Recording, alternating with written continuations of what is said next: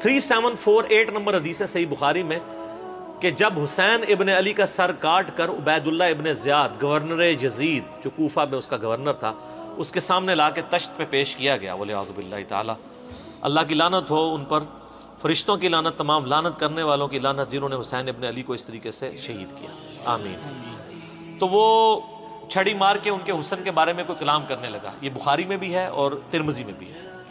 تو انس ابن مالک وہاں کھڑے ہوئے تھے تو وہ تڑپ اٹھے، تو انہوں نے کہا کہ نبی علیہ السلام کے سب سے زیادہ ہم شکل حسین ابن علی تھے، اور بخاری کے الفاظ ہیں 3748، اس وقت حسین علیہ السلام کی داڑھی اور سر میں وسمے سے رنگا گیا تھا، یعنی کالا خضاب لگا ہوا تھا۔ کالا خضاب لگا سکتے ہیں، اس پہ میرا کلپ بھی ریکارڈڈ موجود ہے، لیکن 70 80 90 سال کا بابا نہ لگائے، چھوٹی عمر تک 50 55 تک، اللہ سے ایک ٹاپک ہے۔ بہرحال اس میں بھی موجود ہے کہ وہ انس ابن مالک وہاں کھڑے تھے، اس کے سے لوگ سمجھتے ہیں شاید سنان بن انس ان کا بیٹا ہوگا، اور انس بن مالک نے ساتھ ہو کے کام کرایا، ساتھ ہو کے کرایا ہوتا تو وہ عبید اللہ کو ڈانٹتے تو نا کہ تو کیا کر رہا ہے، چھڑی مار رہا ہے۔ باقی لڑ تو سکتے نہیں تھے۔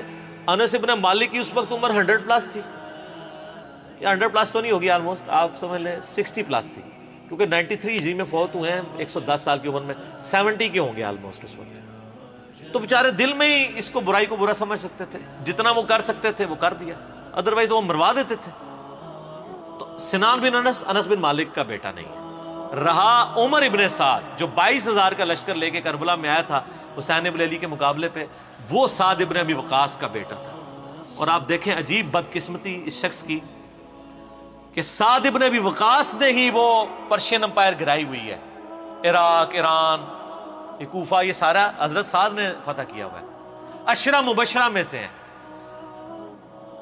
اور مولا علی کا قول ہے بخاری اور مسلم دونوں میں کہ میں نے اپنے کانوں سے صرف ایک شخص کے بارے میں رسول اللہ سے سنا ہے کہ میرے ماں باپ اس پہ قربان، اور وہ سعد ابن ابی وقاص ہے۔ ان کا نام ہے سعد ابن مالک، ابی وقاص ان کے باپ مالک کی کنیت تھی، یہ دونوں نام ایک ہی صحابی ہے، سعد ابن ابی وقاص۔ مولا علی جن کے بارے میں کہہ رہے ہیں کہ ان پہ نبی علیہ السلام نے اپنے ماں باپ جمع کیے ہوئے ہیں، اور نبی علیہ السلام کے رشتے میں معمول رکھتے تھے۔ 10 جنتی خوش نصیب صحابہ میں سے، اور بدری اصحاب میں سب سے آخر میں یہ فوت ہوئے ہیں حضرت معاویہ رضی اللہ تعالیٰ کے دور میں 56 ہجری میں۔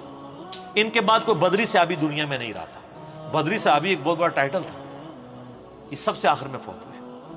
پوری زندگی حضرت معاویہ سے ان کا اختلاف رہا تھا اس مسئلے میں جو حضرت علی کے ساتھ ان کے معاملات تھے، سب و شتم والے۔ یہ بندہ ہمیشہ ڈٹا رہتا تھا، میرے پچھلے دنوں کلپ بھی آیا نا اس حوالے سے، کیا صحابہ کو گالی دینے والا کافر ہو جاتا ہے، اس میں نے ان کے حوالے سے حدیثیں صحیح مسلم سے بیان کی ہیں۔ ان کا بیٹا تھا عمر ابن سعد، جس کو رے کی حکمرانی کی لالچ دی تھی۔ رے پورا ایریا تھا، ایران، عراق، افغانستان، یہ پورے ایریا کو رے کہا جاتا تھا اس زمانے میں۔ اتنی بڑی حکمرانی کی، گورنری کی لالچ دی یزید نے عبید اللہ ابن زیاد کے ذریعے۔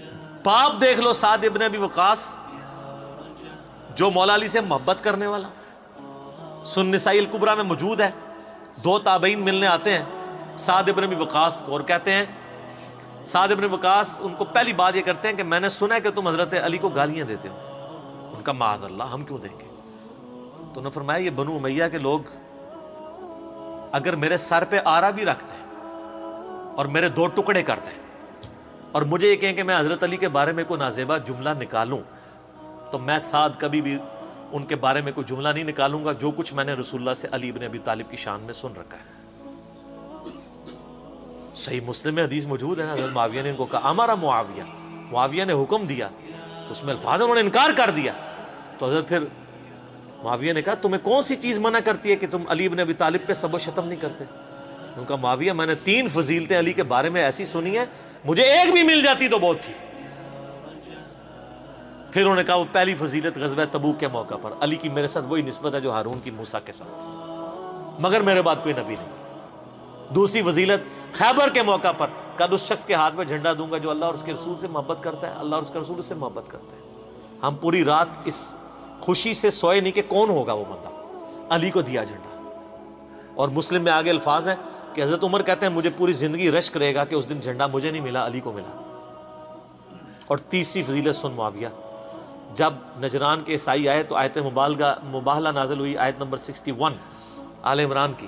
تو نبی علیہ السلام اپنے بچوں میں سے حسن و حسین، فاطمہ اور حضرت علی کو لے کے اور کہا اللہ میرے یہ اہل بیت ہیں. یہ تینوں فضیلتیں. اور ابن ماجہ میں ایک چوتھی فضیلت بھی ہے کہ آپ نے غدیر خم پہ فرمایا تھا من کنت مولاہ فہذا علی مولاہ. میرے پاس ان میں سے کوئی ایک بھی ہوتا تو بہت، تم مجھے علی کے بارے میں بات کرتے ہو. یہ باب تھا علی کا صحیح شیعہ، علی کی پارٹی کا بندہ، علی کا چاہنے والا، پوری زندگی ڈٹا رہا. اور بیٹا آگے سے کیا نکلا ہے تو کوئی مسئلہ نہیں. حضرت نوح پیغمبر کا بیٹا کافر نکل سکتا ہے. تو حضرت سعد کا کیا مقام ہے حضرت نوح کے مقابلے پہ؟ یہ بیٹا تھا عمر ابن سعد، اور اس کے جو لچھن ہیں وہ شروع سے ہی برے تھے. آپ مسلم شریف اٹھائیں نا، مسلم شریف میں بالکل اینڈ پہ نا آپ کو ایک چیپٹر ملے گا کتاب الزہد، دنیا سے نفرت پیدا کرنے والی حدیث ہے.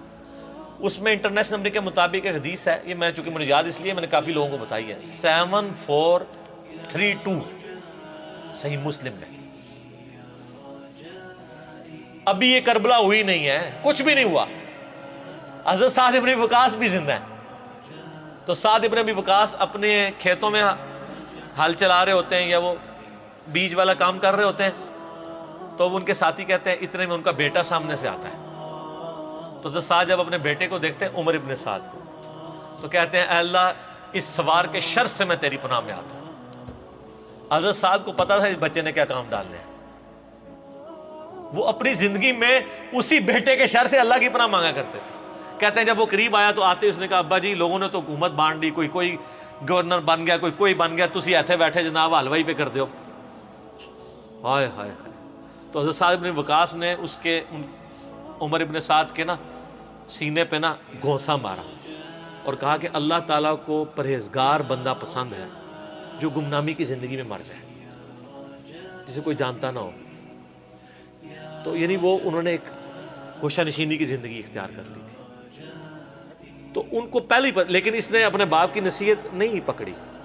یہ پھر یزید کی لالچ میں آ گیا، اور پھر آپ دیکھ لیں جو کچھ اس نے آج تک لوگ لانتے بھیج رہے ہیں. باپ کو لوگ رضی اللہ عنہ کہہ رہے ہیں. آپ شیعہ سے پوچھ لیں سعد ابن وقاص کی کتنی وہ عزت کرتے ہیں. میں ابھی کل ایک کلپ وہ ایک شیعہ عالم تھے سید جواد نقوی صاحب کا سن رہا تھا، تو وہ اتنی تعریفی کلمات کہہ رہے تھے اور بتا رہے تھے کہ بھئی بیٹا یہ نکلا اور باپ کو دیکھیں، باپ نے ایران فتح کیا تھا، دوسری بڑی سپر پاور گرائی تھی، اور بیٹا آگے سے کیا نکلا. اچھا آپ دیکھ لیں کہ دین ایفرٹ کا نام ہے. یہ نہیں ہے کہ یہ وراثت میں ٹرانسفر ہو. انبیاء کی وراثت میں ٹرانسفر نہیں ہوئی ہے تو اور کس میں ہونی ہے؟ تو اس لیے ہم قطعاً نہیں کرتے، اور اہل سنت کے ہاں کوئی بھی نہیں ہے. مفتی منیب صاحب نے اگلے دنوں ایک مس ہینڈل کیا تھا معاملہ، تو پھر بعد میں پورا پرچہ پڑھ کے سنایا انہوں نے. اس پرچے میں تو آلموسٹ انہوں نے یزید کو کافر ہی کہہ دیا ہے، اور پہلے کہہ رہے تھے کہ جی وہ یہ پتہ نہیں کیا، مطلب یہ لوگ ان کے مفادات ہوتے ہیں اپنے. بہرحال جب ان کے سر پہ پڑتی ہے پھر یہ صحیح بات کہتے ہیں، جب سر پہ نہیں پڑتی پھر اور باتیں کرتے ہیں فیم حاصل کرنے کے لیے. الٹا بدنامی ہوتی ہے. ٹھیک ہو گئی.